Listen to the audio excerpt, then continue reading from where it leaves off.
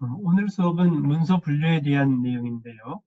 문서 분류에 관련해서 여러분들이 알아야 될 내용들이 문서 분류, 물론 이제 클러스터링하고 차이점도 알아야 되겠지만 클래시피케이션이랑 비슷한 문제가 리그레이션 문제가 있거든요. 그래서 클래시피케이션과 리그레이션의 차이점을 알아둘 필요가 있고요. 일반적으로 클래시피케이션 문제는 분류의 문제인데 크게 바이너리 클래시피케이션하고 멀티 클래스 클래시피케이션으로 구분이 되는데요. 바이너리 클래시피케이션은 그러니까 이진 분류라고 하죠. 이진 분류는 여러분들이 아마 네이버 영화평 데이터를 보신 분들이 있을 텐데 네이버 영화평에 보면 긍정, 포지티브, 부정, 네거티브 이렇게 두 가지로 분류를 하거든요. 그러니까 긍정은 영화평이 긍정적이다, 즉 좋은 영화다라고 추천할 때 긍정 영화가 되고요. 부정 네거티브는 이거 뭐 비추다, 그러니까 추천 비추 이렇게 두 가지로 분류하는 문제를 바이너리 클래시피케이션이라고 하는데 멀티 클래스 클래시피케이션은 이제 그 캐티고리가 3개 이상인 경우를 멀티 클래스라고 하죠. 3개 이상인 경우를 뭘 예를 들 수 있을까요? 만약 여러분들이 동물들을 분류를 한다면 고양이 사진들, 또 이제 강아지 사진들, 또 다른 뭐가 있나요? 어떤데? 아무튼 간에 뭐 여러 가지. 과일로 한다면 사과, 배, 오렌지, 뭐 이렇게 밤 이렇게 여러 가지 캐티고리로 분류하는 문제를 멀티 클래스 클래시피케이션이라고 하죠. 이 멀티 클래스 클래시피케이션은 멀티 레이블 클래시피케이션하고 다른데요. 멀티 레이블 클래시피케이션이라고 하는 건 뭐냐면 하나의 오브젝트에 대해서 레이블을 2개 이상 붙이는 것을 멀티 레이블 클래시피케이션이라고 해요. 그래서 그거하고 헷갈리지 않았으면 좋겠고요. 다음에 이제 이 클래시피케이션 방법론에 있어서 리니어 클래시피케이션이 있고 non 리니어 클래시피케이션이 있어요. 이건 이따가 얘기를 할 거고요. 그래서 이런 주요 개념들을 알아두시기 바라고, 이제 우리가 이 클래시피케이션 문제는 일반적으로 머신러닝 엔진으로 구현을 하거든요. 그래서 보편적으로 많이 사용되는 잘 알려진 그런 분류기들이 KNN, SVM, 나이브 베이스, 디시전 트리, 랜덤 포레스트, LDA 이런 알고리즘들, 분류기 엔진들이 보편적으로 가장 많이 사용되기 때문에, 물론 이제 이 외에도 다른 방법들이 많이 있긴 해요. 많이 있긴 한데 통상적으로 가장 많이 사용되는 그런 분류기 알고리즘이 되겠고요. 물론 이제 그럼 이렇게 많은 분류기 알고리즘 중에서 어떤 것을 선택해서 사용할 거냐의 문제는 각 문제의 특성에 맞춰서 선택하기도 하고요.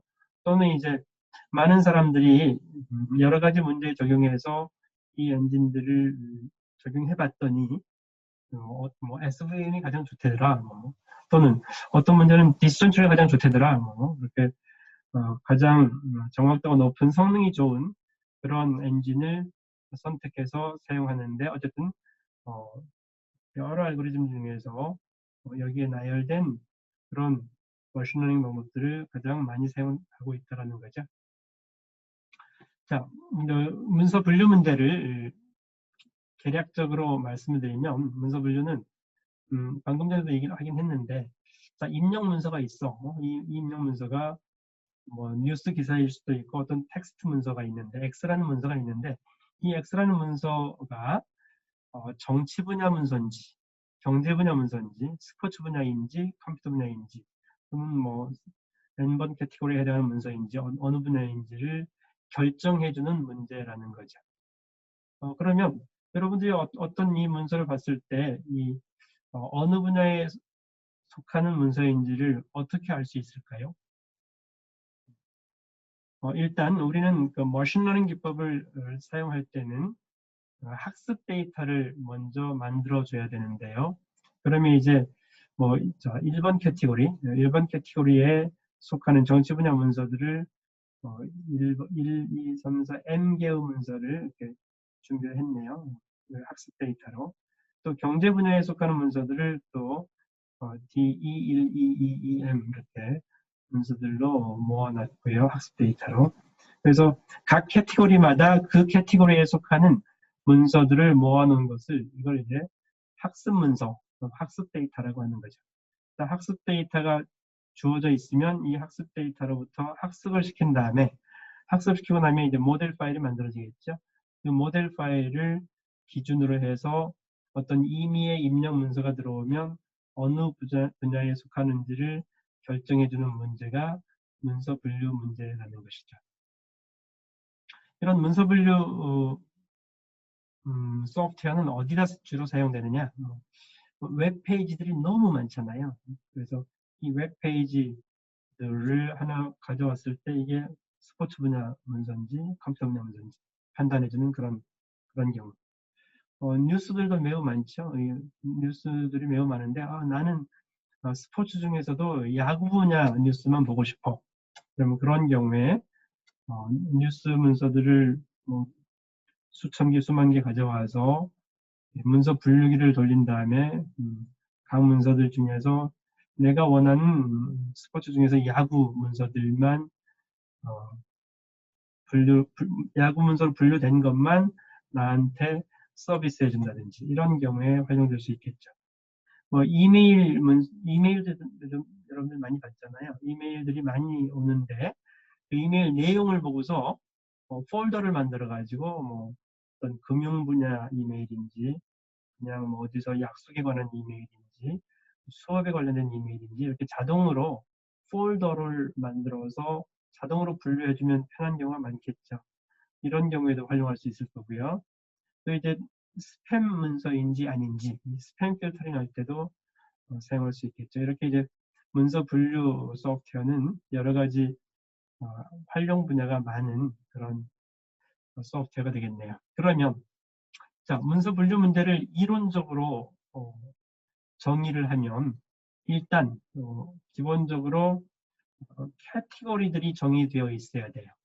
1번 캐티고리, 2번 캐티고리, n번 캐티고리. 조금 전에 예를 든 것처럼 1번 캐티고리는 스포츠 분야, 2번 캐티고리는 경제 분야, 3번 캐티고리는 컴퓨터 분야 이렇게 각 캐티고리가 주어져 있어야 된다는 거죠. 그럼 n개의 캐티고리가 주어져 있으면 그 학습 문서들을 가지고 모델 파일을 생성하는 게 이제 트레이닝에 해당된다는 거죠. 자, 트레이닝이 됐다고 치자. 트레이닝 돼서 모델 파일이 만들어져 있으면 그러면 이제 임의의 입력 문서 X가 들어왔을 때 이 X라는 문서가 이 중에서 n개의 캐티고리 중에서 어떤 캐티고리에 속하는지 판단해주는 그런 함수를 만들 수 있겠죠. cx라는 함수를 만들 수가 있을 텐데요. 여기 클래시파이어의 약자로 C라고 썼네요. 그럼 이제 cx를 콜하면 이 결과는 1, 2, 3, 4, n 중에 하나의 값으로 분류를 해주는 그런 문제죠. 이렇게 표현할 수 있겠네요. 네. 그래서 즉 각 캐티고리에 대한 학습 문서들로부터 이 함수가 트레이닝 되어서 모델 파일로 그 내용이 저장이 되는 거고요. 그러고 나면 임의의 입력 문서 X가 들어왔을 때 이 분류해서 I번째 캐티고리에 속한다라고 결정해주는 이런 문제가 문서 분류 문제가 되겠습니다. 이때 이제 문서 분류 학습을 하기 위해서는 조금 전에 얘기했듯이 트레이닝 데이터가 있어야 된다고 했었죠. 트레이닝 데이터는 그러면 이제 모든 트레이닝 데이터는 어떤 문서에 대해서 캐티고리가 무엇인지가 결정되어 있는 그런 학습 문서가 되겠네요. 그러면 이 학습 문서들 셋으로부터 트레이닝 데이터 셋으로부터 트레이닝을 하면 SK런 같은 경우는 SK런에는 이제 함수 이름이 fit로 돼 있었죠. 클러스터링이든 클래시피케이션은 학습할 때는 fit, 실행할 때는 predict, fit, predict로 돼 있는데 fit에 의해서 트레이닝을 하면은 그 모델 파일이 만들어진다고 했었죠. 그 모델 파일이라고 하는 것은 분류 성능이 가장 좋은 그런 모델을 여기서 이제 HX라고 했네요. 그래서 이제 학습이라고 하는 그 개념을 여기서 설명하고 있는 거죠.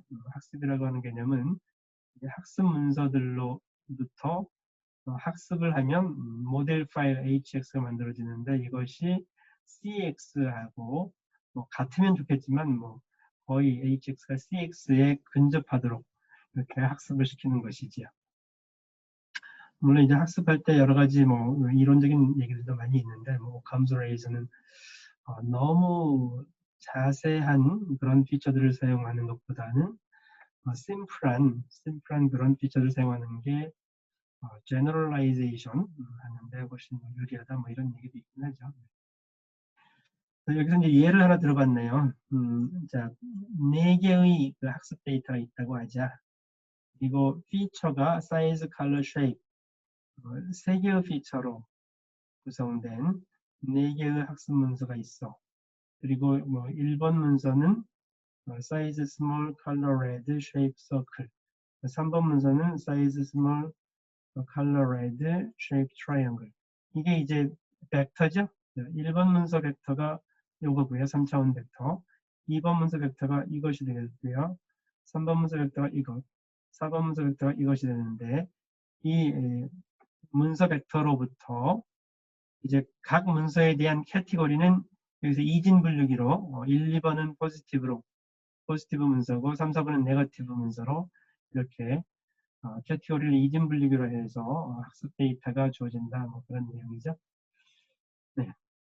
그러면 이제 우리가 문서 분류 방법을 한번 생각해 본다면 꼭 이제 학습 방법을 사용하지 않더라도 여러분들한테 문서 분류기를 그냥 구현해 보세요.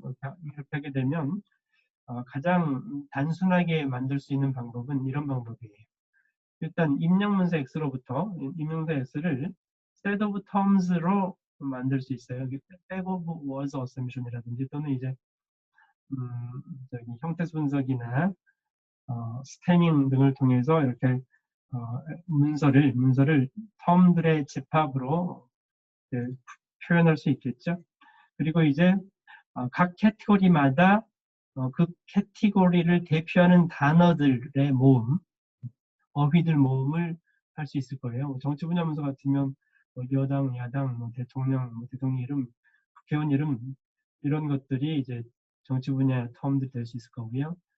경제 분야 캐티고리에 대한 텀들은 금융이라든지 은행이라든지 뭐 이런 이자라든지 대출이라든지 이런 것들이 이제 경제 분야 텀들이 될 수 있겠죠. 이렇게 컴퓨터 분야 문서들은 컴퓨터 분야의 텀들은 뭐 컴퓨터, 노트북, 키보드, 마우스 이런 것들이 될 수 있을 테고요. 이렇게 만약 머신러닝 방법을 사용하지 않더라도 각 캐티고리를 대표하는 용어집을 모아서 그래서 이제 입력 문서에서 출연한 텀들이 어떤 캐티고리의 용어들과 가장 교집합이 크냐. 그래서 만약 이 입력문서 X에 뭐 코리안 시리즈, 프로야구, 뭐 박병호, 이렇게 이정우 이런 프로야구에 대해 관련된 그런 용어들이 추출됐다면 그런 문서라면 이 X라는 문서는 스포츠 분야 용어들하고 일치도가 높을 테니까 이쪽으로 분류를 해줄 수도 있겠죠. 네.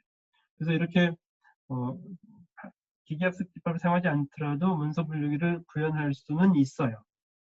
구현할 수 있긴 한데 그렇게 되면 문서 분류기의 퀄리티, 정확도를 높이려면 계속해서 각 캐티고리에 속하는 특징 어휘들을 계속 보완해주고 이래야 되는 번거로움이 발생을 하는 거죠. 어쨌든 이렇게 머신러닝 방법을 사용하지 않고도 구현할 수가 있는데 어휘사전을 이용해서 근데 이제 우리는 일반적으로 그런 방법은 그런 방법 사용할 수도 있긴 하지만 주로 사용하는 방법은 머신러닝 방법, 기계학습 방법을 쓰고 있고요.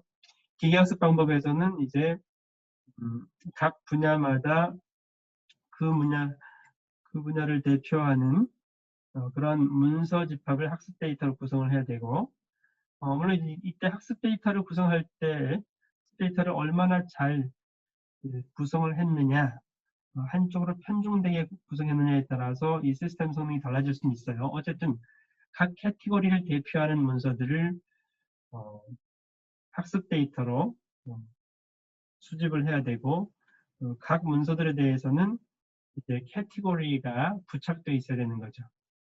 여기 D11, D11, D12, D13 이것들은 정치 분야로 레이블링이 되어 있어야 되고요. D1, D2 이런 놈들은 경제 분야로 레이블링이 되어 있어야 되고요. 그때 이 처음에 이제 문서 집합만 가지고 있지만 이 각 문서들에 대해서 여기 벡터 표시해놨죠. 문서 벡터로 표현을 해서 학습 데이터를 준비를 한다는 것이죠. 그래서 이제 이렇게 하고 나면 이 입력 문서도 이제 벡터로 문서 벡터로 구성을 한 다음에 이 입력 문서 벡터가 어떤 캐티고리의 문서 벡터하고 유사하냐를 계산하는 방식으로 문서 분류기를 구현할 수가 있어요. 그런 방법에 대한 얘기를 하려고 하는 거고요. 그런 이제 기계학습 방법으로 문서 분류기를 구현하는 방식의 그 엔진들이 뭐 러큐어 방법도 있고 KNN 방법, 라이브 베이스, SVM 등등이 있는 거죠. 먼저 러큐어 알고리즘은 가장 심플한 방법 중에 하나예요. 방금 전에 여기서 각 캐티고리에 속하는 문서들에 대해서 문서 벡터로 이렇게 표현을 했었죠. 그래서 여러 개의 문서가 있는 거죠. 각 캐티고리마다. 물론 이때 이제 각 캐티고리마다 문서 개수를 같게 해줘야 되겠죠.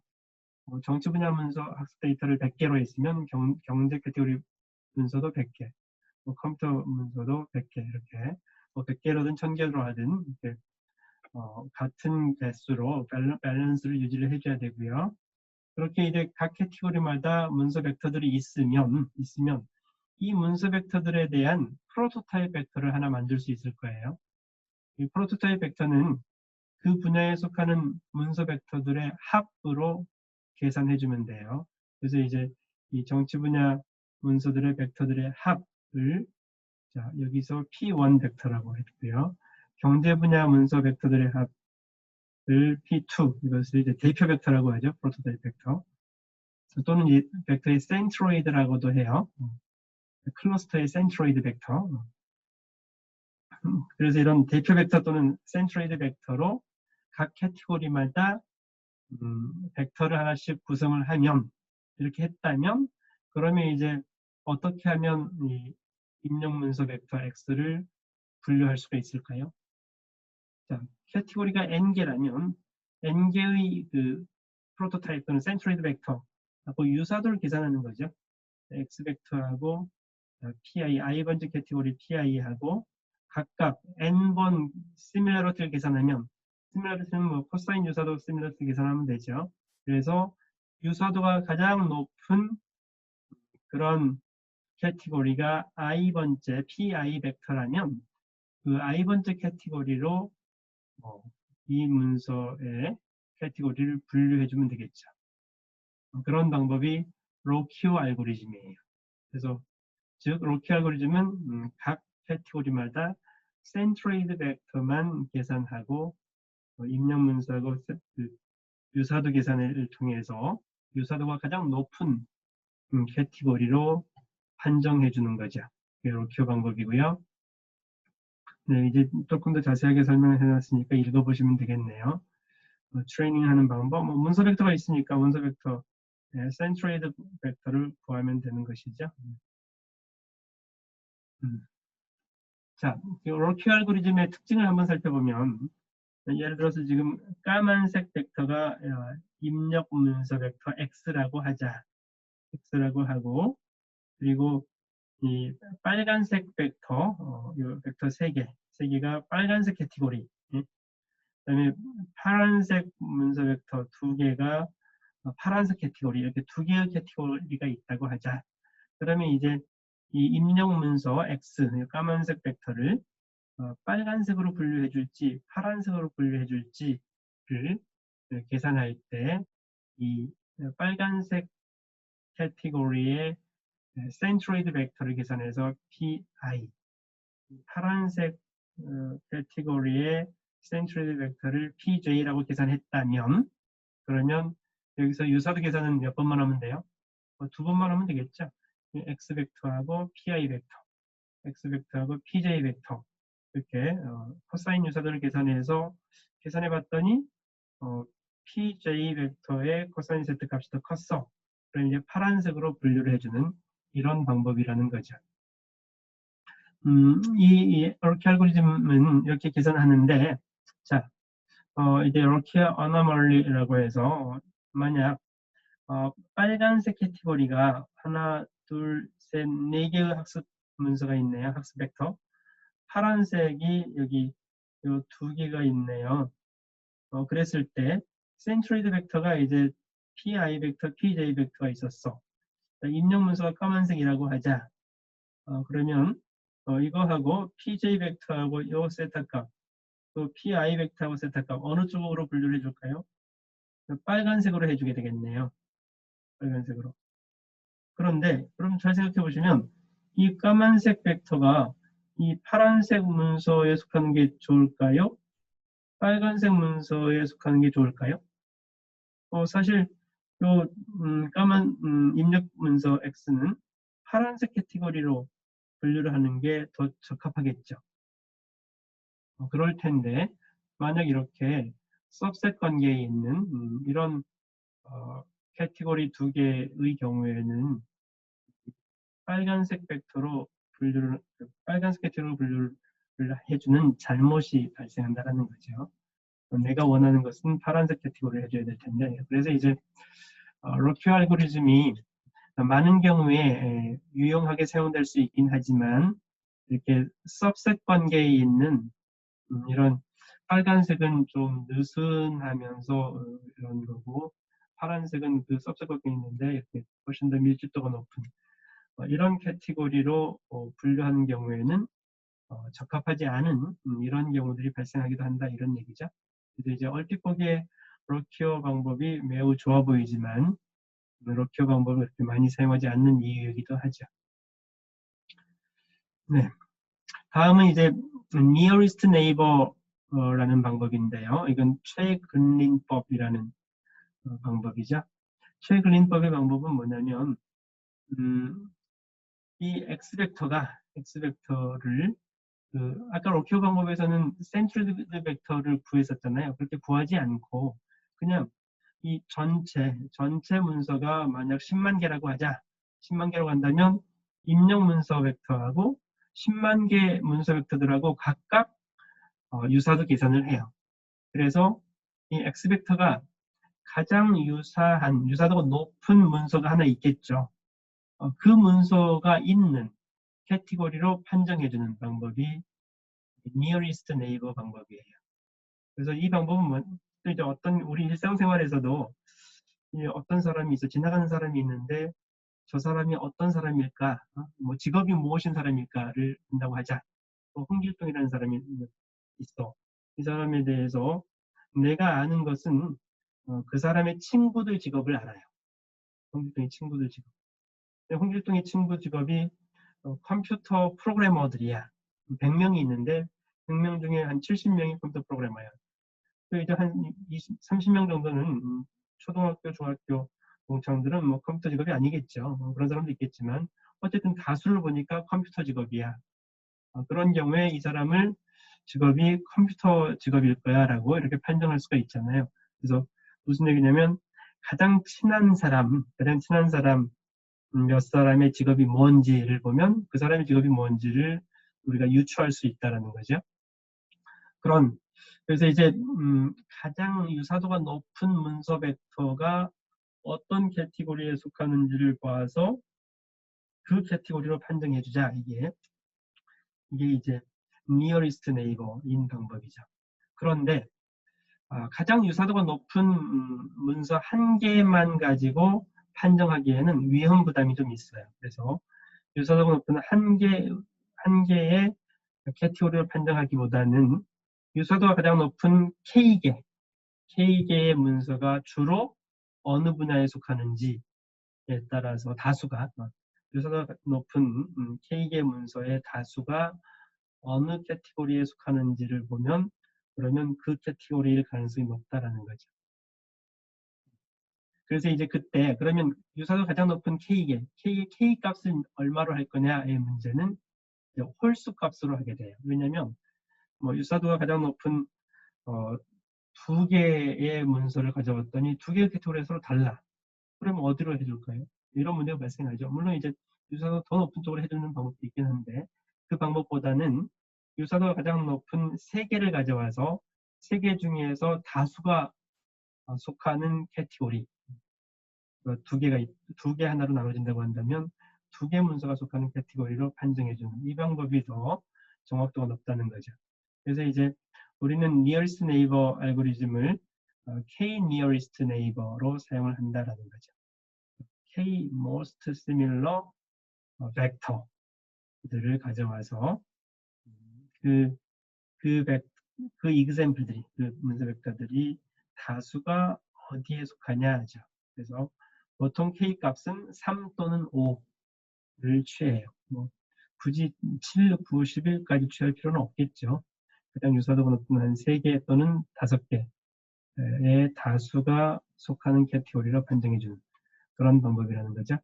물론 이제 K nearest 방법이 가장 성능이 좋은 것은 아니에요.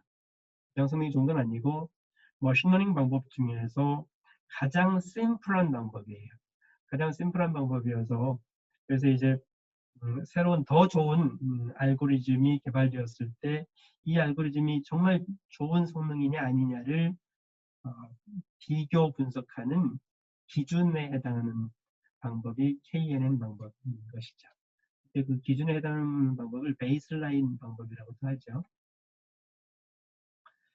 뭐 유사도 계산 방식은 뭐 코사인 유사도에 대한 얘기를 했었으니까 그냥 넘어가면 되고요. 그래서 이 KNN 방법 중에서 K가 3일 때 KNN 방법에 대한 조금 더 쉬운 설명을 말씀드리면, 자, 입력 문서 벡터가 까만색이라고 하자. 이 까만색 벡터에 유사도가 가장 높은 3개를 취했더니 요놈 파란색 2개, 이렇게 3개를 가져왔어. 그랬더니 이 셋 중에서 파란색이 2개고 빨간색이 하나이기 때문에 이 입력 문서는 파란색 캐티고리로 판정하겠다. 뭐 이런 얘기죠. 네. 그래서 이제 조금 전에 로키어 어너멀리 그 이해하고 비교를 하면은 여기서 이제 이 까만 입력 문서 X에 대해서 K 3개의 벡터를 우선 가져왔더니 빨간색 하나, 파란색 2개였어. 그래서 이런 빨간색, 파란색으로 분류를 할 때 KNN 방법을 취하면 이런 경우에 이 빨간색이 아니라 파란색으로 분류해주는 이런 성능이 조금 더 나은 그런 측면이 있다라는 거죠. 자, 다음 방법은 이제 또 새로운 방법이죠. 자, 입력 문서 X를 어느 캐티고리로 판정해 줄 거냐의 문제였었죠. 그때 아까 예를 들 때는 각 문서마다 문서 벡터를 만들어서 뭐 로키어 방법, 센트럴드 벡터를 가지고 유사도 비교를 할 수도 있었고 KNN 방법, 각 문서마다 비교를 하는 그런 방법도 있었는데 이제 그게 아니라 각 캐티고리마다 예를 들어서 학습 문서 개수가 뭐 100개씩 있다고 하자. 정치 분야 100개, 경제 분야 100개, 뭐 컴퓨터 분야 100개 이렇게 각각 100개씩 있었다고 한다면 그 각 캐티고리에 속하는 모든 문서들에 대해서 거기서 출연한 텀들, 여기서 T는 텀이라는 의미거든요. 그러니까 텀들을 추출을 해요. 그래서 그 각 텀들이 이 캐티고리를 얼마나 잘 표현하느냐를 확률로서 계산할 수가 있어요. 그래서 이제 결국 이제 무슨 얘기냐면 이 T1, T2, TN 여기서 T1, T2, TN은 이 전체 문서 여기 이제 5개 캐티고리고 각각 100개라면 500개 문서가 되겠죠. 500개 문서 전체에서 추출한 텀들을 모두 나열해 봤더니 N개였어. 1번 텀, 2번 텀, N번 텀 이렇게 N개의 텀들에 대해서 일단 자 1번 캐티고리에 대해서는 1번 캐티고리가 T1, T2, Tn 각 텀들을 생성할 확률을 P가 이제 확률이거든요. 1번 캐티고리 C1 1번 캐티고리 주어졌을 때 이 캐티고리가 T1을 발생시킬 확률을 계산을 하는 거죠. 이렇게. 또 이제 2번 캐티고리에 대해서도 전체 문서에서 추출한 모든 텀들에 대해서 T1, T2, Tn에 대해서 2번 캐티고리가 T1을 생성할 확률, T2를 생성할 확률, Tn을 생성할 확률, 이렇게 각 캐티고리마다 이렇게 각 캐티고리가 각 텀들 생성할 확률을 계산을 해요. 계산을 해서 그 확률 값을 가지고서 이제 입력 문서가 어느 캐티고리에 속하는지를 판정하는 방법. 이걸 이제 확률 이론, 그 나이브 베이스 이론이라고 하는데요. 그러면 이제 예를 든다면 만약 뭐 투수, 포수라는 텀이 있다고 치자. 투수, 포수라는 텀은 스포츠 분야 캐티고리가 투수, 포수를 생성할 확률이 높겠죠. 컴퓨터 분야의 문서가 투수, 포수를 생성할 확률은 뭐 거의 0에 가깝겠죠. 이렇게 각 캐티고리들이 각 텀들을 생성할 확률을 계산을 해놓고 계산해놓고 이걸 기반으로 해서 이제 입력 문서에 출연한 텀들을 추출해가지고 그 텀들이 어떤 캐티고리를 생성할 확률이 높으냐라고 판정하는 기법이라는 거죠. 그게 이제 베이지안 메서드라고 하는 거고요. 이 나이브 베이스 메서드는 두 가지 확률을 이용하는데 사전 확률하고 사후 확률로 계산을 해요. 사전 확률이라고 하는 것은 각 캐티고리가 발생할 확률이에요. 무슨 얘기냐면 우리가 매일 신문 뉴스 기사들이 뭐 1000개가 생산된다고 하자.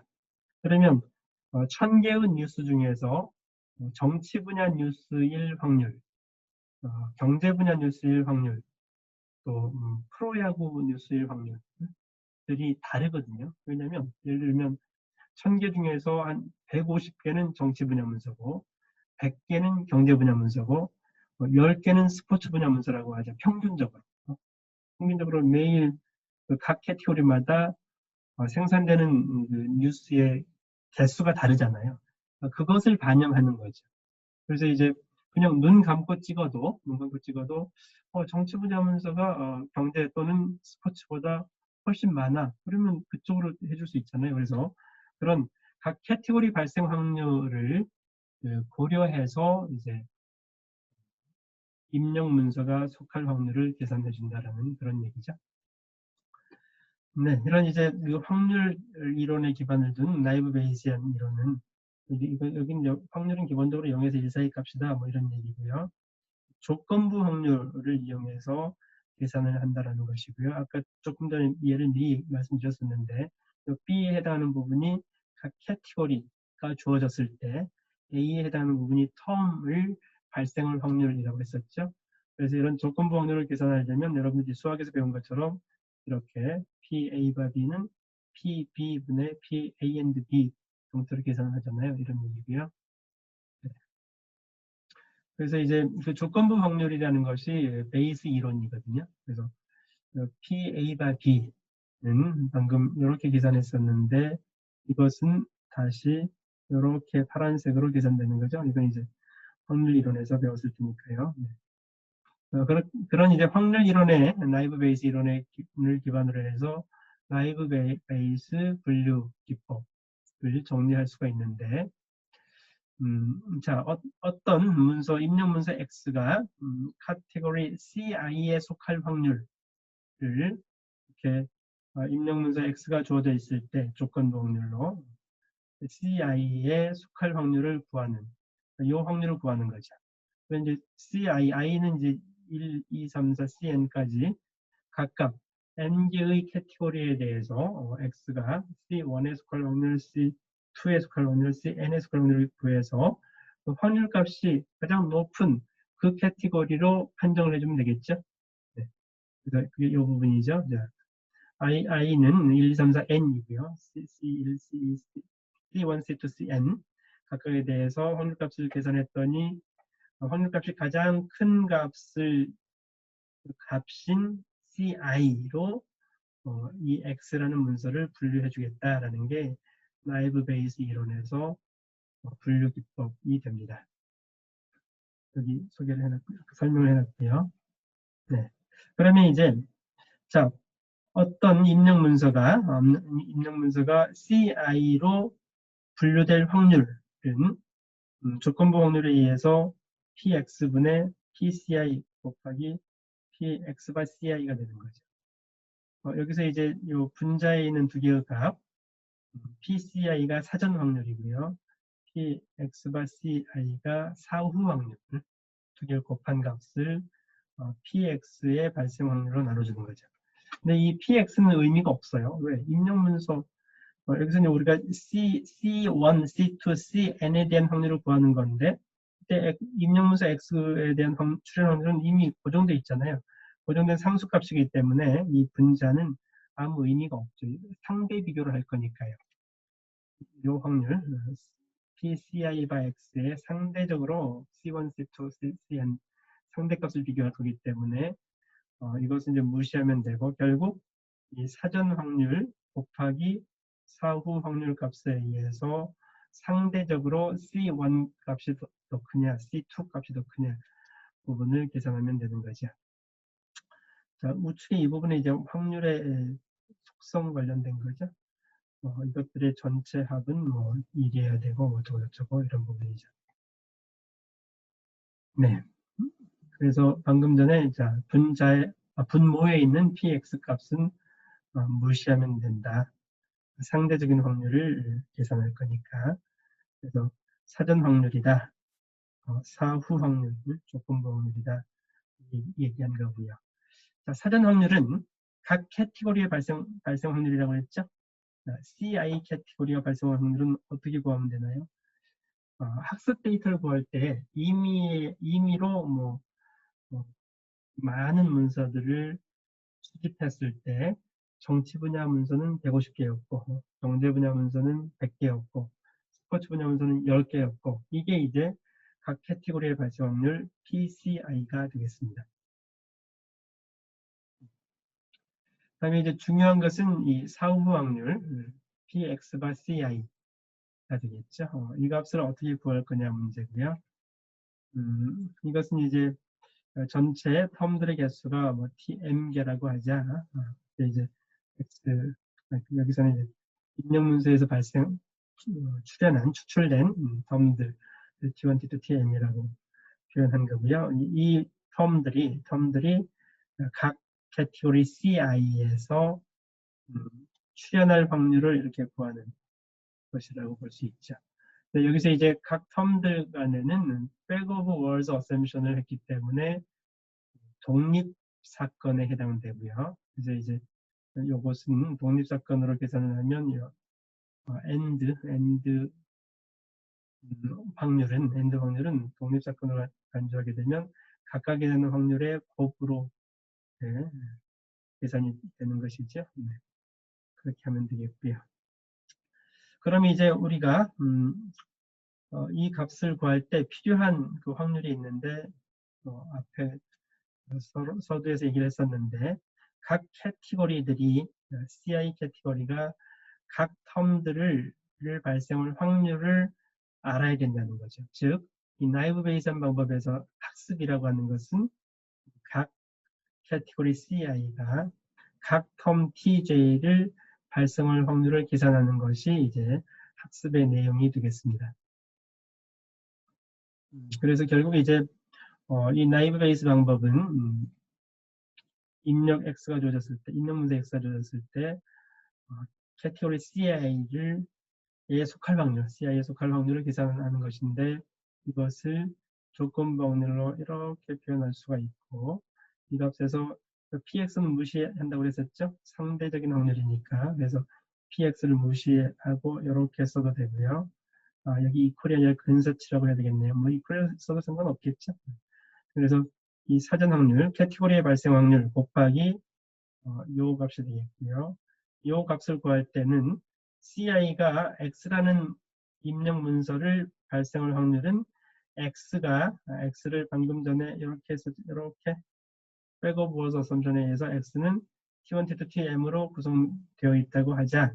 그러면 이제 이 각각 CI가 TJ를 발생할 확률, 조건부 확률들의 곱으로 계산해서 이게 이제 CI가 X라는 입력 문서를 발생시킬 확률을 계산하는 것이고 1번 캐티고리, 2번 캐티고리, n번 캐티고리 각각에 대해서 이 값을 구한 다음에 그 확률값이 가장 큰 캐티고리 CI를 선택해서 그 I 값이 이제 CND, ND 값이 되겠네요. 이 방법이 나이브 베이스 방법입니다. 그러면 이제 우리가 각 캐티고리들이 각 텀들을 발생할 확률을 어떻게 구할 것이냐. 이것은 무엇으로부터 구하나요? 네, 학습 데이터로부터 구합니다. CI 캐티고리에 속하는 학습 문서들 뭐 100개라면 100개 전체에서 TJ가 발생할 확률인 것이죠. 그러면 이제 CI 학습 문서들의 100개라면 100개 전체에서 발생한 그 텀들의 총 개수를 NI라고 하자. I번째 캐티고리니까요. 총 개수의 NI분의 그 중에서 NI개 중에서 TJ의 빈도수 TJ 빈도수를 NIJ라고 한다면 NI분의 NIJ가 이렇게 CI가 TJ를 발생할 확률이 되는 것이죠. 네, 그렇게 하고 나면 이제 나이브 베이스 방법으로 분류를 할 수가 있습니다.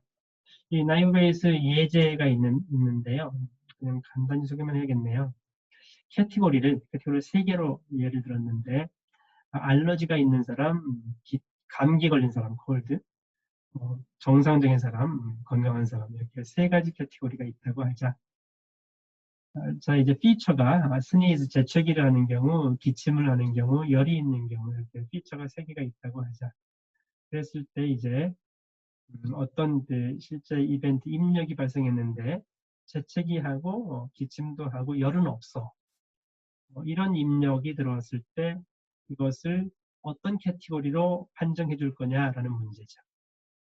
이 알러지, 감기, 정상 셋 중에 하나로 판정을 해야 되는데 이런 입력이 들어왔을 때 이런 입력을 판정을 하려면 학습 데이터가 있어야 되는 거죠. 학습 데이터로 학습을 했을 때 학습 내용이 여기 표와 같다고 한다면 그러면 이제 각 캐티고리마다 정상, 기침, 알러지마다 각 캐티고리가 재채기를 할 확률, 스니즈 확률, 커프 확률,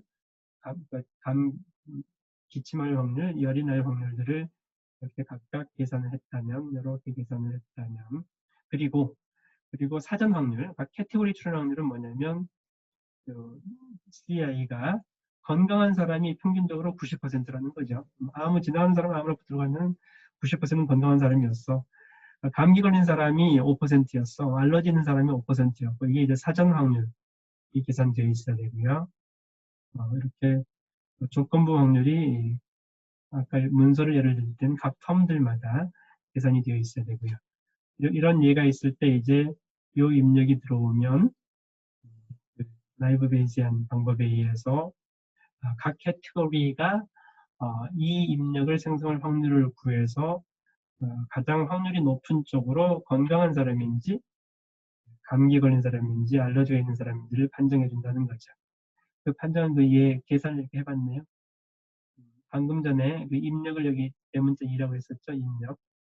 입력이 들어왔을 때 그 입력에 대해서 건강할 확률, 감기 걸렸을 확률, 알러지일 확률을 이렇게 계산해봤네요. 네.